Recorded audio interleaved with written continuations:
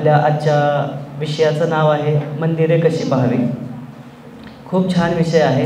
गेल्या वर्षीपासून आम्ही या विषयाची वाट पाहतो आहे आणि सर्वजणच आम्ही खूप एक्सायटेड आहोत की नेमकं मंदिरमध्ये जातो, दर्शन वगैरे घेतात आणि रिटर्न येतात.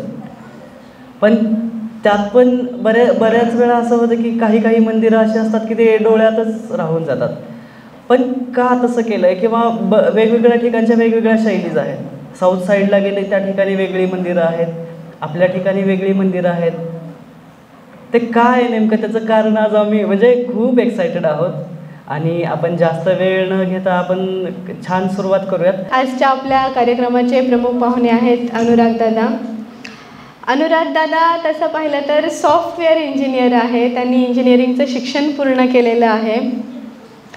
पण आजच्या घडीला ते इतिहास शिकवतात, इतिहास जगतात, इतिहास इतरांना दाखवतात आणि आज आपण त्यांच्याकडून शिकणार आहोत की इतिहास खरा काय आहे आणि कसा पाहायचा.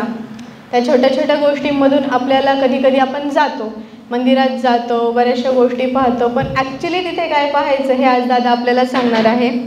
दादांचा परिचय खूप मोठा आहे. आपण दादांकडून ऐकूनच घेणार आहोत. मी थोडक्यात फक्त त्यांची माहिती सांगते. दादा फिरस्ती महाराष्ट्राची शंतनू परांजपे आणि अनुराग वैद्य यांनी हे पुस्तक प्रकाशित केलेलं आहे 2017मध्ये. महाराष्ट्राची शोधयात्रा आणि नाशिकची वारसास्थळे हे अनुराग वैद्य आणि मर्वेंट टेक्नॉलॉजीज नावाची जी कंपनी आहे 2022मध्ये यांनी ते पूर्ण केलेलं आहे.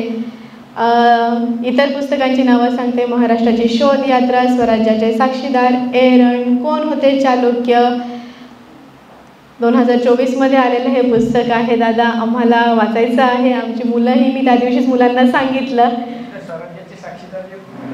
हां नक्कीच दादा, नक्कीच. आणि ते पुस्तकं तर मुलं वाचतील, पण ते तुमच्या तोंडूनही मुलांना ऐकायचं आहे. त्याचप्रमाणे दादा जे इतिहासाचा अभ्यास करणारी PhD करणारी मुलं आहेत त्यांना गाईड देखील करणार. हेरिटेज वॉक घेतात, ते आपल्यासाठीही हेरिटेज वॉक अरेंज करणार आहेत. खूप सारी कामं करतात दादा, खूप फिरतात आणि त्याचबरोबर ते देखील इतरांना फिरवतात, इतरांना माहिती सांगतात. तर असे हे आजच्या आपल्या कार्यक्रमाला लागलेले अनुराग दादा वैद्य हे पाहुणे. मी त्यांना विनंती करेल की मी जास्त वेळ न घेता विनंती करेल की आपण हा कार्यक्रम सुरू करावा. थँक्यू. तुम्ही मंदिरात जाता का रे? कुठल्या मंदिरात जाता? हां हां मस्तबाच्या, अजून महादेवाच्या, अजून हां स्वामींच्या, दत्ताच्या, गणपतीच्या. पण तुम्हाला माहिती का ही मंदिरं आली कशी किंवा मग का बांधली गेली, काय कारणं आहेत त्याच्या मागे, हे माहिती आहे का? काही विचार येतात का तुमच्या मनात की अरे का बांधली असावी, कुठनं सुरुवात झाली, कसं झालं, काय येतो? हां केव्हा बांधले असेल, बरोबर. अजून का बांधलं असेल, अजून कशासाठी बांधले, कसे बांधले, मग एवढी दगडं आणली कशी, बरोबर की नाही? मग हे बांधताना काय बघा ना, हे एवढं मोठं मंदिर बांधलं आहे. मग गंमत म्हणजे या मंदिराच्या वरती जातात माहिती का लोक चढून झेंडा लावायला. हो दरवर्षी तो असतो. हे कोणार्कचं मंदिर आहे ओडिशाचं. तर आहे ना इथे दरवर्षी एक माणूस झेंडा घेतो, तो मंदिर वरती चढत वरती झेंडा लावतो. कसा चढत असेल ना, प्रश्न आहे की नाही? मग तर आपण हे सगळं बघूयात की काय असतं, कसं बांधलं गेलं, कुठनं आणलं. मग गोष्टी पण आहे त्याच्यात, गोष्टी पण करू. त्यातली काही गोष्टी तुम्हालाही माहिती असतील, त्या पण आवडतील मला ऐकायला तुमच्याकडनं. मग काय प्राणी वगैरे दिसत ते पण बघूयात. चालेल, आवडेल? इथे दिसेल इंग्लिश किती जणांना वाचतात आपल्यापैकी? प्रयत्न करायचा बरं का वाचायचं इंग्लिश. इकडे जे मंदिर दिसतं आहे ते जगातलं सगळ्यात मोठं मंदिरच आहे. हे जगातलं सगळ्यात मोठं मंदिर कुठं आहे माहिती आहे? विचार करा जरासा, तर ते आहे कंबोडियामध्ये, जगातलं सगळ्यात मोठं मंदिर आहे तिथे. तर आता आपण काय बघणार, मंदिरं कुठली असतात, काय असतात, त्यांच्या शैली कुठल्या, किंवा मग कशी बांधली, हे सगळं येतं. किंवा मंदिर का बांधली गेली हे पण आपण बघूया. तर ह्याच्यामध्ये तुम्हाला काय दिसतं आहे, कन्सेप्ट ऑफ मोक्ष. मग कसे वाढत गेले, मोठे कसे होत गेली मंदिरं, मग कुठले टेम्पल आहेत, कुठल्या पद्धतीमध्ये ते बांधले जातात, आणि कुठले पार्ट्स आहेत त्याचे, त्याला काय म्हणतात. तुम्हाला नाही समजलं तरी विचारा, हात वर करून विचारा, अगदी मनसोक्त डिस्कशन्स करू आपण. हे काय दिसतंय, माहिती आहे, ही गोष्ट माहिती आहे तुम्हाला, पुराणातलीच आहे. तर ह्याला म्हणतात गजेंद्र मोक्ष. गजेंद्र मोक्षाची गोष्ट आहे. तर एकदा काय होतं, हा जो हत्ती आहे ना, हा हत्ती पाणी प्यायला जातो, आणि होतं काय, तर खालनं मगर येते, आणि ती मगर त्या हत्तीचा पाय पकडते आणि त्याला खायला सुरू करणार. तर तेवढं तिकडनं विष्णू गरुडावरनं जात असतो, आणि जात असताना ते त्या हत्तीला वाचवतात. मग काय होतं, त्या गजेंद्राला मोक्ष मिळतो. आता हा गजेंद्र म्हणजे कोण, तर हा इंद्राचा ऐरावत असतो. ऐरावत म्हणजे हत्ती. ओके, हत्तीला काय म्हणतात, ऐरावत, हे पण लक्षात ठेवा. तर आपल्या सगळ्यांच्या आयुष्यात काय असतं रे, आपल्याला काय लागतं, काय माहिती आहे, शांतता लागते का. म्हणजे कधी कधी असं कोणाशी भांडण झालं, खूप झालं, किंवा कोणतरी ओरडलं, आणि मग असं आपण हे करतो का, बास काय कटकट लावले, जरा काही शांतता नाही, होतं ना असं. कधी कधी वाटतं ना शांत बसावं, छान निवांत. तर ही शांतता ती तेव्हाच मिळते, आणि मग ती आपल्याला नेते मोक्षाकडे. मोक्ष म्हणजे काय, तर मुक्ती. आपण आपल्या जगामध्ये काय आहे, 84 लाख योनी आहेत, 84 लक्ष योनी त्याला म्हणतात. या सगळ्यातनं मुक्ती मिळवण्याचा हा सोपा मार्ग आहे. तर मग आपल्या लोकांनी काय केलं, तर मग आपल्या लोकांनी बांधली मंदिरं. का, तर त्या ठिकाणी जाऊन शांतता मिळते. आपण देवाची उपासना करतो, बरोबर, भीमरूपी सगळे म्हणतात, बरोबर, शांत वाटतं की नाही ऐकलं की. म्हणताना आपल्याला काय दिसतं, तो हनुमान एवढी उड्या मारत असेल, उंच जात असेल, बरोबर की नाही. तो जगातला पहिला सुपर हिरो आहे. जनरल ह्याच्यातलं आहे, उपनिषदातलं हे आहे, जातीनीती कुल गोत्र दुर्गम नामरूप गुण दोष वर्जितम देशकाल विषया किवर्ती यद ब्रह्मतत्वमसी भावयात्मानी.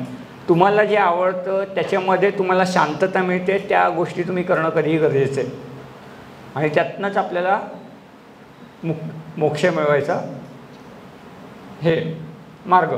म्हणजे काय, शांतता मिळवून आपल्याला मनुष्यरूप कधी येतं, ज्यावेळेस आपण तेवढ्या लेवलला काम केलेलं असतं तेव्हाच मनुष्यरूप मिळतं आपल्याला. अदरवाईज मग काय आहेत ना, हरणं आहेत, किडे आहेत, वेगवेगळे असे कितीतरी प्राणी आहेत, पक्षी आहेत, असं सगळंच आहे. पण आपला मानवाचा जन्म का मिळाला आहे, काहीतरी कामासाठी मिळाला आहे. आपल्या हातनं ते काहीतरी काम होणार आहे, चांगलं काम होणार आहे, हे आपल्या दृष्टीने महत्त्वाचं आहे. कळलं. उगाच आपण असे नाही आलो जन्माला, प्रत्येकाच्याकडे काही ना काही दिलेलं, असं त्यातनं आपल्याला गोष्टी कळतात. म्हणूनच हे सांगितलं आहे. त्यामुळे मंदिरांमध्ये जायचं, दर्शन घ्यायचं, पण दर्शन घ्यायच्या आधी काय करायचं, तर ते मंदिर बघायचं. मंदिर बघताना काय असतं, आजूबाजूला गोष्टी असतात, मग त्या गोष्टी ऐकण्यात आणि बघण्यातच मजा असते, कारण आपल्या त्या गोष्टी माहिती असतात, कारण आपल्याला सगळ्या घरच्यांनी तेच शिकवलेलं असतं. म्हणजे काय, रामायण महाभारत ह्यातल्या त्या गोष्टी असतात. पूर्वी असे खूप यज्ञ करायचे, आणि या यज्ञामधनं काय असायचं की अरे जेवढा मी यज्ञ केला किंवा हे झालं तर मला मोक्ष मिळेल, त्याच्यासाठी ते यज्ञ केले जायचे. मग याच्यामध्ये वेगवेगळे प्रकार आहेत. तुम्ही कधी सिरियलमध्ये बघितलं का, महाभारत किंवा असं काही बघितलं का, त्याच्यामध्ये दिसले का यज्ञ करताना, ते तेवढ्यासाठीच केले जायचे, का तर मोक्षप्राप्ती, बाकी काहीच कारण नाही. म्हणजे हे मी फार अगदी सोप्या भाषेत सांगतो, हे फार टेक्निकल टर्म्स आहेत ॲक्च्युअल, पण ते तुम्हाला समजावं म्हणून तशा पद्धतीने चालतो आपण. सो हे मोक्षाचे वेगवेगळे प्रकार आहेत. म्हणजे तुम्ही योगासनात बसले तरी आपला मोक्ष मिळतो. बसता की नाही, ध्यानाला बसता का सगळे? ध्यानामध्ये काय होतं, कधी कधी एकदम असं झोप लागून जाते. हां, ते त्याचाच प्रकार आहे की तुम्ही आजूबाजूला बाहेर पडून फिरत असता. कधी कधी विचार येतात ना ध्यानाला बसलं की हे काय चाललंय वगैरे, याची खोडी काढू त्याची खोडी काढू, होतं ना. पण ध्यान कशाला करायचं असतं? का तर शांतता मिळावी, मेंदू शांत राहावा म्हणून आपण ध्यान करतो. आणि तेवढ्यासाठीच. नाही तर मग काय ना, अरे चल ह्याची खोडी काढायची, आज ह्याला मारायचं आहे, ह्याला त्रास द्यायचा आहे, ह्याचं दप्तरच पळवू आपण, चालतं की नाही असं सगळं? पण ध्यानाने ते होतं का? नाही. ध्यानाचे सगळे शांत बसतात आणि ऐकतात किंवा डोळे मिटून बसतात, तरी विचार चालू असतात. हे मी त्यातलाच आहे, मी तुमच्यासारखंच आहे अगदी. हे पण सांगतो, म्हणजे मला अगदी माझं लहानपण आठवतं. मी काही फार हुशार मुलगा वगैरे असा कधी नाही आहे. मला 50 ते 60% होते फक्त लहानपणी. खुश असायचो मी त्यातलाच आहे. म्हणजे तुम्हाला हसू येईल, म्हणजे मला 12वीला तर किती टक्के आहेत माहिती का? 47%. म्हणजे बघा केवढे जास्त झाले. पण काय आवड असते, गोष्टी असतात, त्यातनं हे सगळं. हे मी पण ध्यानाला नाही बसत. माझं ध्यान कधीच लागत नाही. इतर लोकांचं लागतं. म्हणजे मला तर माझे बाबा म्हटले पण असते मध्यंतरी, बास झालं जरा देवदेव करा. म्हटलं अहो मी देवदेवच करत फिरत असतो गावावर. सगळ्या मंदिरांमध्ये जाणं होतं किंवा हे होतं, पण मंदिरांमध्येच मला ती शांतता मिळते. प्रत्येकाच्या वेगवेगळ्या गोष्टी असतात. म्हणजे कोणाला पाना फुलांमध्ये आनंद मिळतो की पानं फुलं बघितली, पक्षी बघितले. आहे असे माझे काही मित्र पण आहेत की ज्यांना ना प्राण्यांमध्ये फार आनंद मिळतो, की ते ना बिया जमा करतात, त्या झाडांची माहिती घेतात, मग त्या झाडांकडनं गोष्टी करतात. निसर्गच सगळं शिकवतो आपल्याला, त्यामुळे त्या गोष्टी होतच असतात. आणि हे सगळे संस्कार आहेत, हे खूप महत्त्वाचे आहेत. त्यामुळे बाहेर फिरताना डोळे उघडे ठेवून फिरायचं. कुठलंही पान पडलं तर पान उचलायचं, बघायचं हे पान माहिती आहे का, हे त्यातलाच प्रकार आहे. आता इथे बघा काय सांगितलं आहे. कोण आहे तिथे? कोण दिसते आपल्याला? अर्जुन दिसतोय, बरोबर. अर्जुनासोबत कोण आहे? हां, श्रीकृष्ण. तो त्याला काय सांगतोय? हां, तो त्याला सांगतोय ज्यावेळेस महाभारताचं मोठं युद्ध चालू होतं ना, तेव्हा झालं असं की अर्जुनाने मग बघितलं एवढं मी नरसंहार का करू, मी कशाला एवढी लोकं मारू, असं म्हणून तो युद्ध सोडून द्यायला लागला होता. पण त्यावेळेस झालं काय, कृष्णाने त्याला सांगितलं की तू हे केलंस तरी ह्या सगळ्यांना वीरगती प्राप्त होणार आहे युद्धामध्ये, त्यामुळे तू हे सोडू नकोस, हे चुकीचं आहे. मग त्यातनं काय तयार झालं? भगवद्गीता. भगवद्गीतेतनं मग आपला सांगितलं जातं, मग भगवद्गीतेत काय, तुम्ही काम करा, जेवढं चांगलं काम करेल तेवढं तुम्हाला चांगलं फळ मिळेल, हे त्याच्यातनं सांगितलं आहे. इथं काय दिसते तुम्हाला समोर? नदी दिसते का? नदी. हां हां, जहाज. अजून काय दिसतंय? मंदिरं. पण हे कुठलं माहिती आहे तुम्हाला? चुकलं तरी सांगा. बरोबर, वाराणसी. म्हणजे काय? वाराणसीचं नाव काय अजून? काशी. काशीचा घाट आहे तो, आणि घाटाची इथली ती मंदिर आहेत. तर मग आपल्याकडे काय सांगितलं होतं कायम की काशीला गेलं पाहिजे. आता काशीला का जायचं, त्याच्यामागे एक गोष्ट आहे. तर त्याची गोष्ट अशी आहे, एकदा काय झालं, ब्रह्मदेव आहे ना, ब्रह्मदेवाला झाला गर्व, आणि गर्व झाल्यामुळे तो सगळ्यांना सांगायला लागला, अरे मी तर सृष्टीचं पालन करतो, सृष्टी सगळी मी सांभाळतो, सगळी पृथ्वी मी सांभाळतो, इथले जीवन सगळं माझ्याकडनं हे होतं, सगळ्यांनी मला मोठा देव मानायचं. असं करत तो सगळीकडे सांगायला लागतो. मग तो इंद्रांची इथे जातो. झालं असं की मग तो सांगायला लागतो, आणि मग तो पहिले जातो इंद्राकडे. इंद्राला सांगतो मी खूप मोठा आहे, खूप भारी आहे, तर तुम्ही मला काय म्हणायचं, मोठा देव म्हणायचं, किंवा मीच सगळ्याचा निर्माता आहे, सगळं मी करत आहे. असं करत तो जातो विष्णूकडे. विष्णू छान अगदी आरामात समुद्रात झोपलेले असतात, आणि मग ते ब्रह्मदेवाचं स्वागत करतात, ये गो. तर ब्रह्मदेव म्हणतो माझं तू काय स्वागत केलेलं नाही, चुकीचं आहे म्हणे हे सगळं, मी तर सृष्टीचं पालन करता, सगळी सृष्टी मी सांभाळतो. विष्णू म्हणतो असं कसं काय, तू सृष्टीमध्ये जरी सगळं हे आणलंस तरी तुझा जन्म माझ्या पोटातनं झालेला आहे, माझ्या बेंबीतनं तुझा जन्म झाला आहे. मग ह्याच्यावरनं या दोघांमध्ये जोरदार भांडण सुरू होतं. म्हणजे पार मारामाऱ्याला उठतात एकमेकांच्या. मग एवढी मारामाऱ्याला न जातात ते की त्यांचे गण एकमेकांशी भांडणं करायला लागतात, त्यांचं सगळं सैन्य. मग विष्णूचं अस्त्र काढतो, ब्रह्मास्त्र काढतो आणि दोघं एकमेकांवर ते बाण सोडणार. तेवढ्यात होतं काय तर एक अग्निस्तंभ प्रज्वलित होतो. म्हणजे एक असा अग्निबाण येतो मोठा. त्यातनं आवाज येतो की थांबा, एकाने माझं डोकं शोधा, एकाने माझे पाय शोधा. मग विष्णू जो असतो तो कासवाचं रूप घेतो किंवा वराहाचं रूप घेतो, म्हणजे रानडुकराचं रूप घेतो आणि पायांकडे जातो पाताळामध्ये. आणि ब्रह्मा जो असतो तो हंसाचं रूप घेतो आणि तो वरती उडायला लागतो. पण जाताना तो काय करतो, केतकीचं एक फूल असतं, त्या केतकीच्या फुलाला आणि कपिला नावाची गाय माहिती आहे का, नाव ऐकलं का गाईचं, कपिला. तर या कपिला गाई ह्या दोघांना सांगतो की तुम्ही काय करायचं की मला सपोर्ट करा, मला मदत करा म्हणे तुम्ही मागणं. हे सगळं होतं. मग हे झाल्यावर अशी 1200 वर्ष जातात. 1200 वर्षानंतर दोघंही येतात जागेवर आणि मग त्या अग्निस्तंभातनं बाहेर येतो तो शंकर. आणि शंकर म्हणतो कोणाला काय दिसलं, तर विष्णू म्हणतो मला काहीच नाही दिसलं ना, तुमचे पाय दिसले किंवा काय दिसलं. तर मग शंकर खुश होतो आणि मग त्याला सांगतो की तुझी अशी पद्धतीत पूजा होईल आणि हे होईल असं सांगतो. मग तो विचारतो ब्रह्मदेवाला तुला काय दिसलं. ब्रह्मदेव मात्र म्हणतो मला तुझं डोकं दिसलं. हे म्हटल्यावर नेहमीप्रमाणे तो शंकर आहे तो चिडतो. तो चिडून स्वतःची जटा काढतो, जटाखाली आपटतो आणि त्या जटेतनं तयार होतो भैरव. काळ भैरवाचा जन्म होतो. मग तो काळ भैरव काय करतो, स्वतःच्या करंगळीच्या नखाने ब्रह्मदेवाचं जे तोंड खोटं बोललेलं असतं ना ते कापतो. तर काय होतं की ते जे तोंड असतं ब्रह्मदेवाचं ते त्याच्या बोटाला चिटकतं. आता काळ भैरव हा त्याचाच अवतार आहे शंकराचा. मग आता लागलं ब्रह्महत्येचं पाप. मग काय करायचं, मग तो जातो काशीला आणि काशीला जाऊन ते ब्रह्महत्येचं पाप सोडवतो. म्हणजे काय, जर आदिदेवच काशीला जाऊन सगळं करतोय तर स्वतःची पापं हे करतोय, स्वच्छ करतोय. त्यामुळे भारतीय इतिहासात किंवा भारताच्या याच्यामध्ये काशीला प्रचंड महत्त्व आहे. मग त्याच्यानंतर मध्ये मग ते केतकीचं फुल आलं होतं, बरोबर. केतकीचं फुल आलं होतं, गाय आली होती. ह्यांचं काय झालं तर शंकर त्यांना शाप देतो. केतकीच्या फुलाला सांगतो तुझी पूजा आता तुला कुठल्याच पूजेत मान मिळणार नाही किंवा तुला पूजेत घेतलं जाणार नाही. आणि कपिला गाईला सांगतो की तुझं मुखापासून कधीच दर्शन घेतलं जाणार नाही.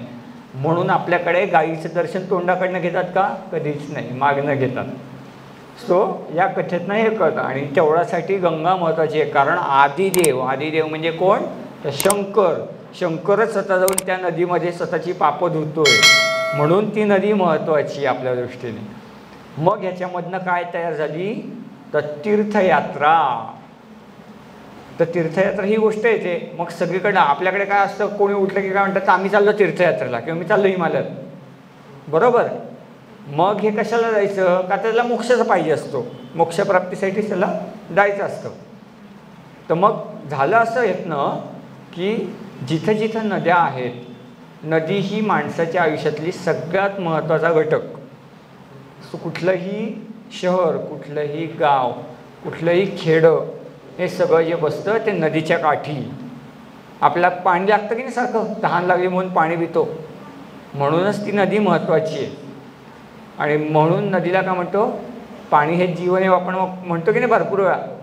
का तर नदी पाणी देते. आणि मग ह्यातनं सुरू झाली ती तीर्थयात्रांची गोष्ट. कारण सगळेजण उठून काही काशीला नाही जाऊ शकत आपल्याकडे. तर मग काय तर दोन नद्यांचा संगम जिथे होतो त्या ठिकाणी उभारली जातात मंदिरं. आणि मग ती मंदिरं तेवढीच पवित्र असतात जेवढी काशी पवित्र असते. सुरू झाला तो व्यापार. त्यामुळे मग काय होतं की तीर्थयात्रेला जी लोक निघतात सगळी, त्यावेळेस ते एकटे कधीच जात नाहीत. तर जाताना सोबत वेगवेगळी माणसं असतात, वेगवेगळ्या राजाचं सैन्य असायचं पूर्वी, त्यांच्यासोबत ते तीर्थयात्रा करायचे. किंवा व्यापारी असायचे, व्यापाऱ्यांसोबत हे तीर्थयात्रेला जायचे. का तसं का करायचे? त्याचं कारण असं की तिथनं ज्यावेळेस जायचे तर आज कशी चोरांची भीती वाटते की नाही आपल्याला बाहेर प्रवासाला जाताना, की चोर येतील, हल्ला करतील वगैरे. तशीच पूर्वी पण परिस्थिती होती. पूर्वी ती जास्त होती, म्हणून त्या व्यापाऱ्यांच्या सोबत त्यांच्याबरोबर त्यांचं सैन्य असायचं आणि त्यांच्यासोबत हे सगळे तीर्थयात्री जायचे. म्हणजे आज सगळे त्या अमरनाथ यात्रा वगैरे आपण बघतो, नावं ऐकतो, ती तशीच असतात. तर ते सगळे तीर्थयात्राच करायला जातात. आणि महत्त्वाचं काय आहे, अयोध्या, मथुरा, गया, काशी, कांची, अवंतिका, द्वारका ही महत्त्वाची ठिकाणं आहेत तीर्थयात्रांसाठी. ही आपल्याकडची महत्त्वाची शहरं आहेत. आणि ह्या शहरांचं महत्त्व प्राचीन काळापासून आहे. आता आपण येऊ मंदिरांकडे. वैदिक आपल्याकडे इतिहासाचा वेगवेगळा कालखंड सांगितला आहे. तर मग एकदम प्राचीन कालखंड म्हणजे काय, तर वैदिक कालखंड. जेव्हा आहे ना हे वेद, उपनिषद सगळं हे म्हटलं आहे, वेद म्हटले जायचे, 4 वेद म्हटले जायचे. ते वेदांच्या काळामध्ये आपल्याला कधी मंदिरं दिसत नाहीत. पण त्यावेळेस कुठल्या देवता दिसतात, तर अग्नी दिसतो, वरुण दिसतो, इंद्र दिसतो, वायू दिसतो. हे सगळ्या महत्त्वाची देवता आपल्याला दिसतात. आणि मग या देवतांचा पूजा व्हायची. तर शंकर दिसायचा का? नाही. त्याचं नाव त्यावेळेस फक्त रुद्र आहे. सो हे इथे तुम्हाला दिसत आहेत ना, तर हा जो वरती बसला तो इंद्र आहे. आणि ते इंद्राची मजा बघितली का? त्याच्या हातात काय काय दिसतं तुम्हाला? ही देवता आहे, हिच्या हातात काय काय दिसतंय बघा बरं. हां सांग. हां काय काय? त्रिशूळ. बर, ओके ओके. अजून हत्ती दिसतोय. बरोबर आहे. हत्तीचं नाव काय? बरोबर. हां आता काय म्हणजे? आता लक्षात ठेवा बरं का, तुम्हाला मी सांगून ठेवतो. याच्यातनं आपण काय शिकणार आहे माहिती का हे बघताना? तर मूर्ती कशी ओळखायची. आणि असा हत्ती दिसला ना, एखादा देव हत्तीवर बसलाय, त्याच्या मागे एक बाई बसलेली आहे, तर तो असतो इंद्र. हे तुम्हाला अगदीच समजायला सोपं जाईल, कुठेही अवघड नाही, कारण ते आपण ऐकत आलेलो असतो. फक्त आपण ते शिल्प किंवा ती मूर्ती बघितलेली नसते. एक देव असा आहे जो आहे ना फक्त पायात बूट घालतो. माहिती आहे कुठला देव आहे की जो पायात बूट घालतो? नाही. विचार करा, विचार करा.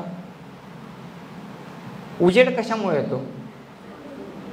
हां, मग तीच देवता आहे जी पायात बूट घालते. आहे की नाही मजा? आता प्रश्न पडला असेल. हां नाही, सूर्य. हां, भारतीय देवतांमध्ये जेवढे आपले देव आहेत ना, शंकर वगैरे, ब्रह्म, विष्णू, ह्या सगळ्यांमध्ये ही एक देवता आहे सूर्य. ही देवता आहे ना पायात बूट घालते. ते सुद्धा साधे बूट नाही घालत, ती घालते गमबूट. गमबूट म्हणजे ते गुडघ्या एवढे मोठे असतात ना, ते वाले बूट. आता ह्याने गमबूट घातले तर ही देवता ओळखायची कशी? तर आहे ना कुठल्याही मंदिरात तुम्ही गेलात ना, तर सूर्याचं मंदिर असते, पहिले त्याच्या पायात बघायचं बूट घातलेत का त्याने. जर कधी बूट घातले दिसले नाही तर मग त्याने काय केलेलं असतं, त्याच्या पायाखाली 7 घोडे असतात. हां, 7 घोडे तिथे असतात आणि हातामध्ये असतात 2 कमळं. ह्याच्यावरनं ती देवता आपल्याला कळते. आता ह्याच्यात झालं असं एकदा की सूर्याची जी बायको आहे ना, म्हणजे सूर्याने गमबूट का घातले त्याची गोष्ट आहे. झालं असं की त्या सूर्याच्या बायकोने एकदा त्याला लावला हात आणि तिला बसला चटका बसला. माझ्या बायकोला चटका बसला, बायकोला पण हात लावता येत नाही, म्हणून तो सतत चिडला आणि तो स्वतःचे पाय करवतीने म्हणजे त्याच्या ह्याच्याने कापायला लागला शस्त्रांनी. आणि मग त्याची आग व्हायला लागली पायाची. मग ते गुडघ्यापर्यंत त्याने बिचाराने कापले होते एवढं सगळं करत. मग त्याचा जो सासरा आहे त्याने त्याला बूट दिले. अशी ती गोष्ट आहे. म्हणून तो गंबूड घालतो. पण आता ह्याच्यामागे अजून एक गंमत आहे. झालं असं की आपल्याकडे कशी सूर्यदेवता आहे ना, तशीच ती ग्रीक लोकांच्याकडे पण आहे. ग्रीसमधल्या लोकांच्याकडे पण देवता आहे ती सूर्यदेवताच आहे. इराणमधल्या लोकांची देवता पण सूर्यदेवताच आहे. पण आता ह्याच्यात मजा तीच आहे की भारतामध्ये सूर्याची पूजा केली जाते, इराणमध्ये सूर्याची पूजा केली जाते, ग्रीसमध्ये सूर्याची पूजा केली जाते. तर हे जे आहेत ना ग्रीस आणि इराणमधले लोक हे होते व्यापारी. तर ते त्यांची देवता घेऊन यायचे आणि ते गंबूड घालायचे, म्हणून त्यांनी त्या देवतेला गंबूड घातले. आणि मग भारतामध्ये साधारण 7व्या-8व्या शतकापासून सूर्याला बूट घातले गेलेले दिसतात. त्यामुळे ही एकमेव देवता आहे. त्यामुळे सूर्याचं मंदिर दिसलं की पहिले काय चेक करायचं, बूट घातलेत का त्याने. नसतील तर मग काय असतं, 7 घोडे. 7 घोडे दिसले की तुम्हाला कळेल की तो सूर्य आहे. अजून एक मजा असते, हे 7 घोडे असतात त्यांच्याबरोबर अजून एक हे असतो. कोण असतो, सूर्याचा सारथी असतो जो तो रथ चालवत असतो. तर त्याचं नाव असतं अरुणी. काय असतं, हां. मग तो 7 घोड्यांवर बसलेला आहे का बघायचा. नुसते 7 घोडे, कधी कधी 7 घोडेच दिसतात नुसते, पण त्याच्यावर बसलेला तो अरुणी. पण त्याला पायच नसतात, अर्ध्या झाडाचाच येतो. तर त्याच्यामध्ये वनिता आणि कद्रू अशा 2 बहिणी असतात बरं का. तर ही जी असते वनिता जी असते ना, तिच्यापासून जी मुलं जन्माला येतात ते कोण असतात, साप. ते सगळे साप असतात. आणि कद्रूपासून जन्माला आणि कद्रूला जे मूल होत असते ते सगळे साप मारून टाकत असतात.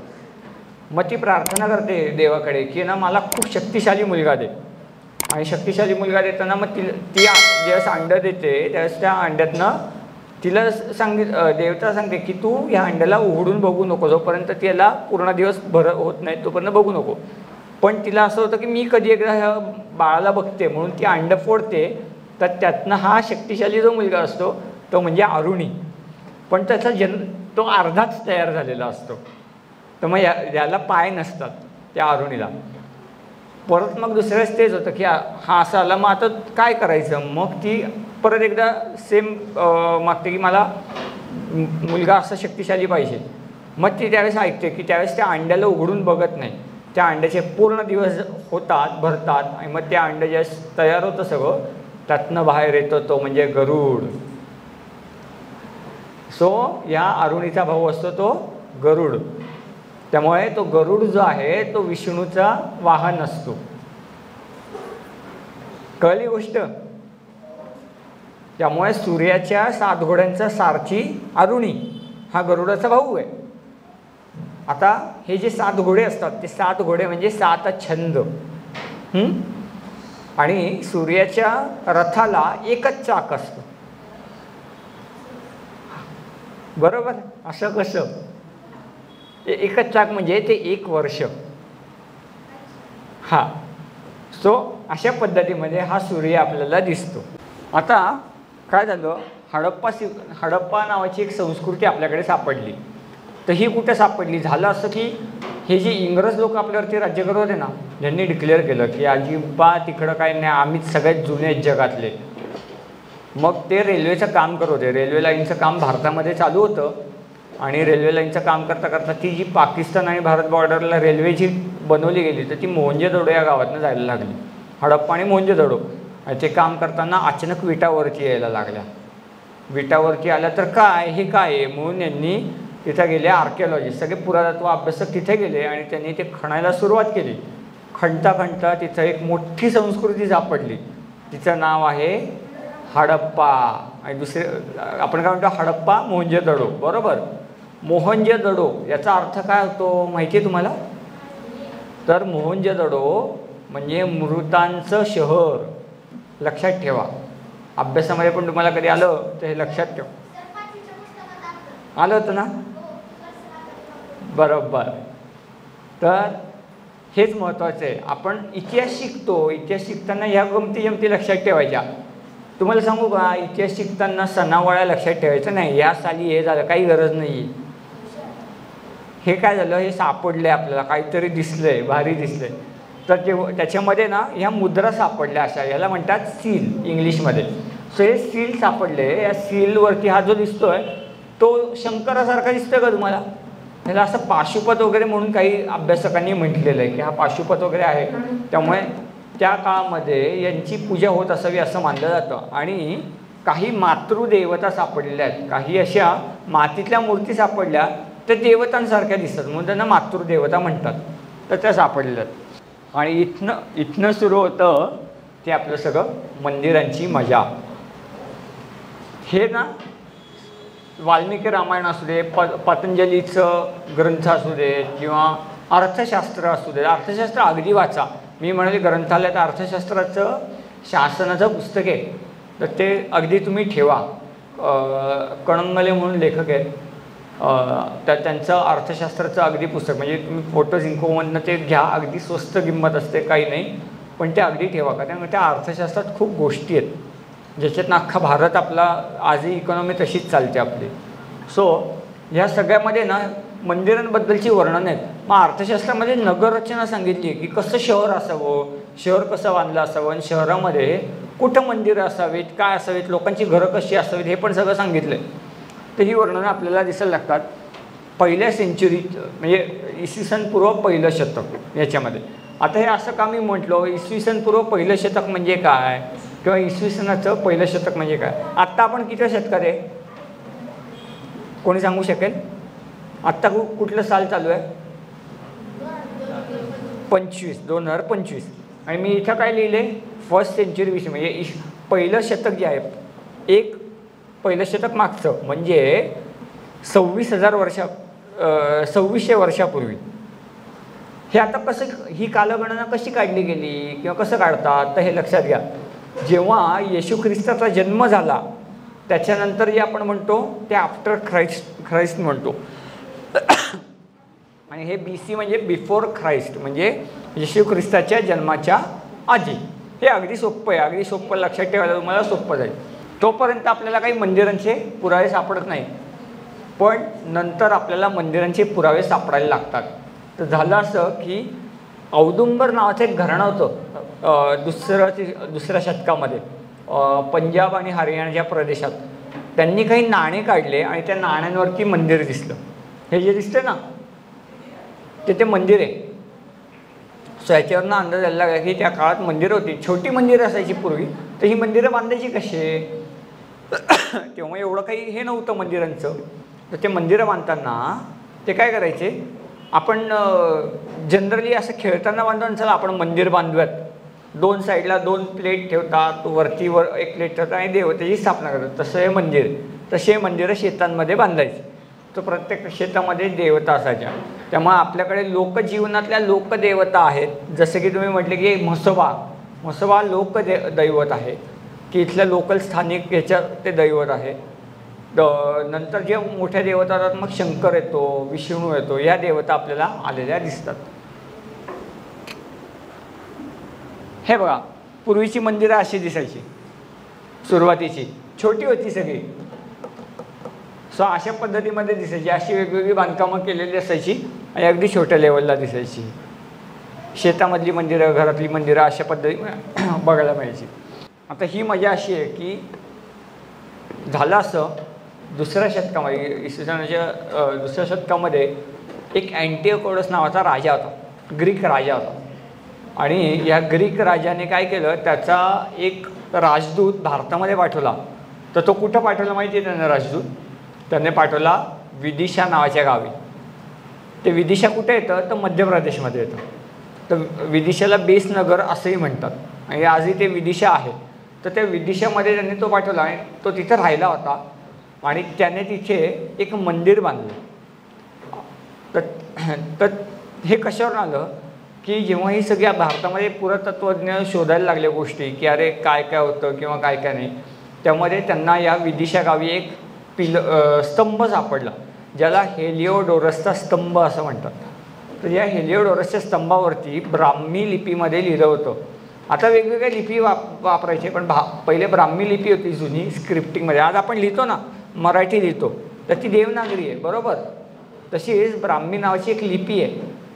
तर या ब्राह्मी लिपीमध्ये ना त्यांनी काय केलं तर लेख लिहिला आणि त्या लेखामध्ये तो काय म्हणतो माहिती आहे, की मी हे जे मंदिर बांधतोय हे मंदिर आहे वासुदेवाचं. वासुदेव म्हणजे कोण? वासुदेव म्हणजे कोण असतं? कृष्ण, विष्णू. तर त्याने म्हणजे विचार करा, एक ग्रीकमधनं माणूस येतो आणि तो भारतामध्ये कोणाचं हे बांधतो मंदिर? तर विष्णूचं. असं कसं काय? त्याचं नाव तर हेलिओडोरस आहे की नाही? विचार करणार की गोष्ट.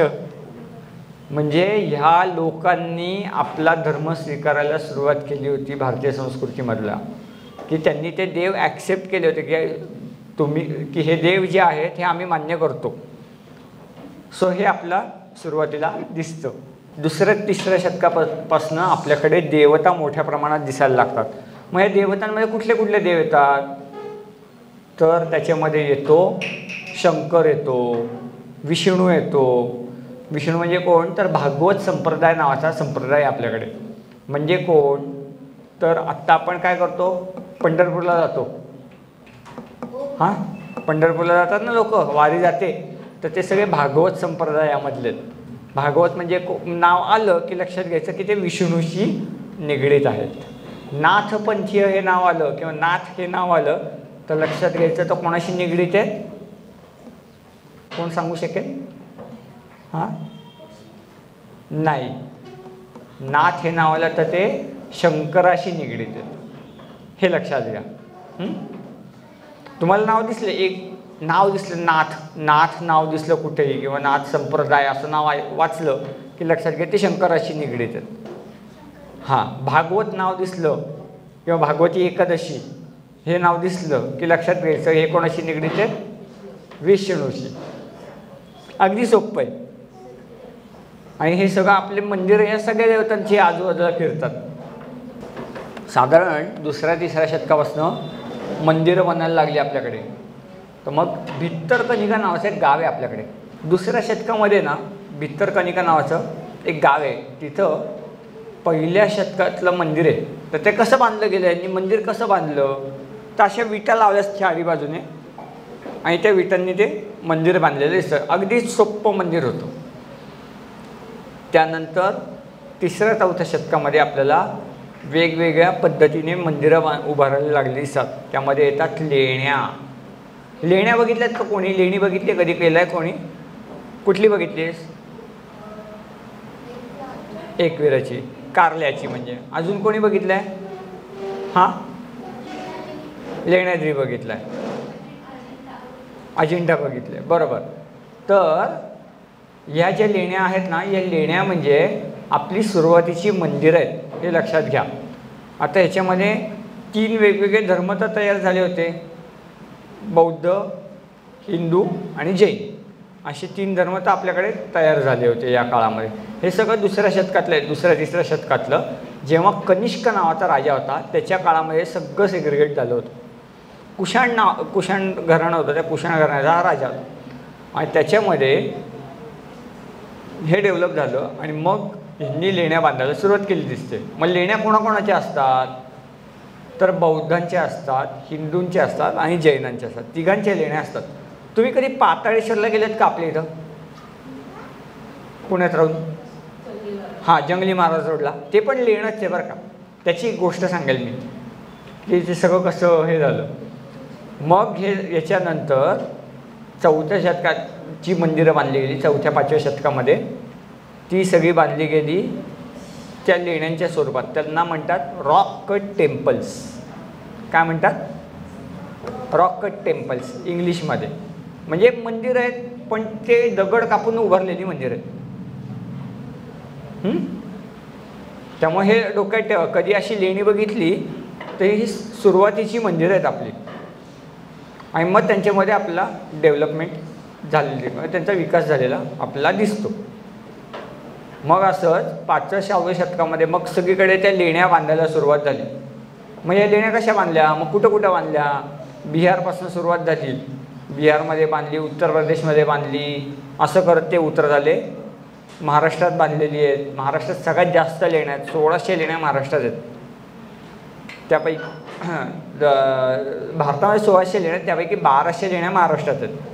आणि नंतर मग ती दक्षिणेकडे गेलेले दिसतात आपल्याला. मग बदामीच्या लेण्या बांधल्या. बोललो ना, तर हे बघा, हे लेण्या आहेत, दिसलं का? लेण्या.